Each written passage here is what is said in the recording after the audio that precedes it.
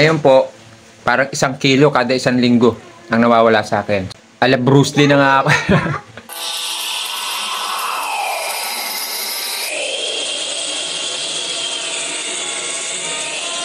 Ala, Idol Bruce Lee na ako ngayon eh. Morning guys. Pang 27 days na po natin. Dalawa na lang yung natitira. So last day bukas. So hopefully mag-start na ako mag-game.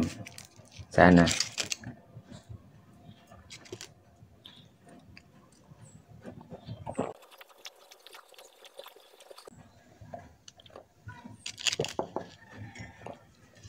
Dahil nga continuous pa rin yung pagbaba ng timbang ko despite nung pagkain ko ng marami pa rin akong kumain ngayon eh. Hindi naman nagbago yung appetite ko.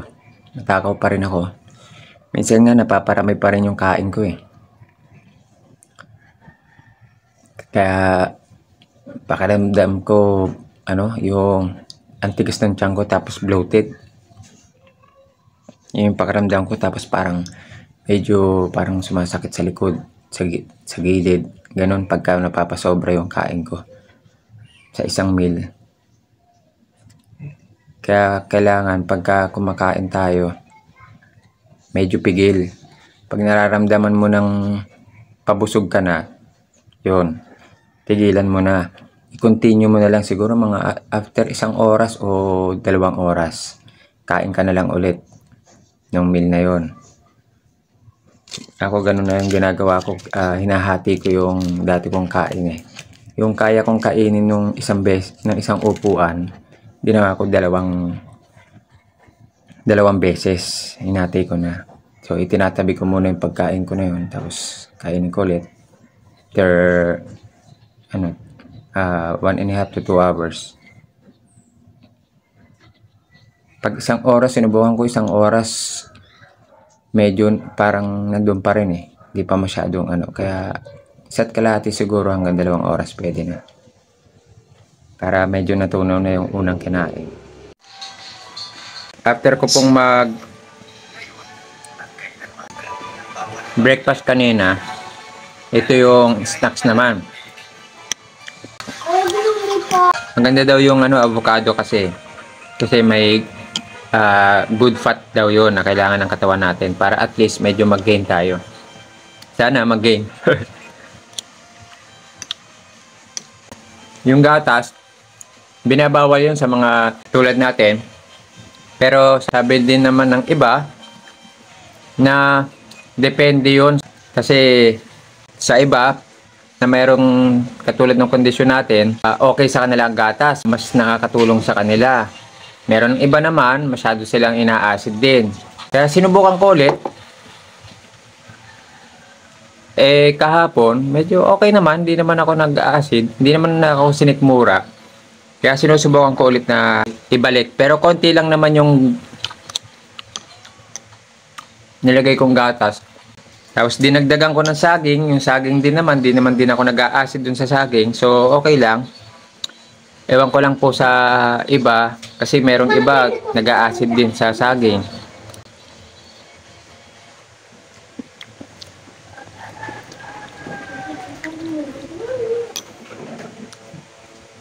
Ayan po, sinishare ko lang po sa inyo na kung ano yung mga posible nating maging healthy snacks. Tinatry ko po kasing kumain ngayon ng video bomber. Tinatry kong kumain ng ng 8 beses sa isang araw, kaya lang hanggang 7 lang po ako. Hindi ko kasi alam kung ano pa yung pwede kong kainin na hindi ako sosobra sa matamis. Kasi nakaka-1 apple ako sa isang araw, 1 saging. Hindi ako sure, pero kasi pag in-eliminate na natin lahat ng bawal sa atin na posible namang hindi mo talaga isama sa kung hindi naman nagtitrigger ng acid reflux natin, pwedeng nating hindi tanggalin. Kasi lalo babagsak ang katawan natin eh. Tulad ko po ngayon lang ako nagbabalik ng mga Tinatry ko.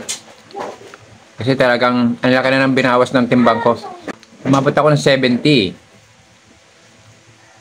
Ngayon, 57 na lang po. 13 kilos na nawawala sa akin. Imagine that. Hindi ko alam kung 2 to 3 months na po yata. Sa loob ng 3 buwan. Ngayon po, parang 1 kilo kada 1 linggo ang nawawala sa akin. So, try kong kontrahin yun.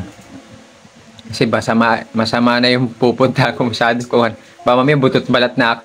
Ala Bruce Lee na nga ako.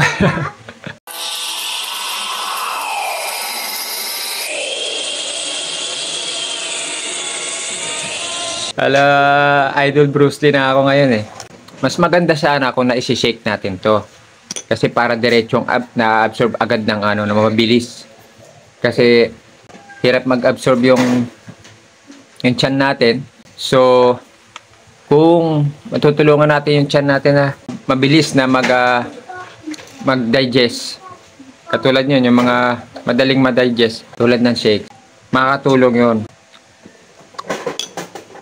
Kaya ina-advise na na as much as possible bago natin dunukin, durugin natin ng maigi yung kinakain natin para mabilis yung pag-absorb, mabilis yung pagtunaw. Hindi mahirapan. So, hindi tayo mag-a-acid. Last day na bukas eh. So, tingnan natin yung changes after taking 28 days of omeprazole. Tapos, tatry ko ng 1 week. Nawala na yon. Tapos, magtitimbang ako kung merong improvement. So, yun guys. Balitaan ko na lang kayo ulit. Comment lang kayo ulit dyan ha. Kwentuhan nyo rin ako ng mga nyo, ginagawa nyo. Para doon sa mga makakabasa din, nakakatulong din sa kanila yon. Kung sa inyo effective, baka yun yung maging effective din sa kanila. Pero inuulit ko, I strongly advise na magpa-check up din muna kayo, syempre. Yun yung mahalaga. Para alam nyo yung gagawin nyo muna sa umpisa. Hindi kayo nanguhula, hindi kayo kakabahan na baka mali yung ginagawa nyo. So kung ngayon tapos na yung gamutan, wala nangyari, saka tayo gumawa ulit ng ibang way. Yun, makakatulong din yun. Pero titignan ko nga after nung gamutan natin ng 28 days. Tapos 1 week na wala nang gamot, kain lang, iwas pa rin sa muna, sa mga bawal. Kasi nga wala nang gamot eh, mas mahirap na umatake ulit. So ayun. Sana mag-improve na. In time sana. See you guys. God bless. God bless you all.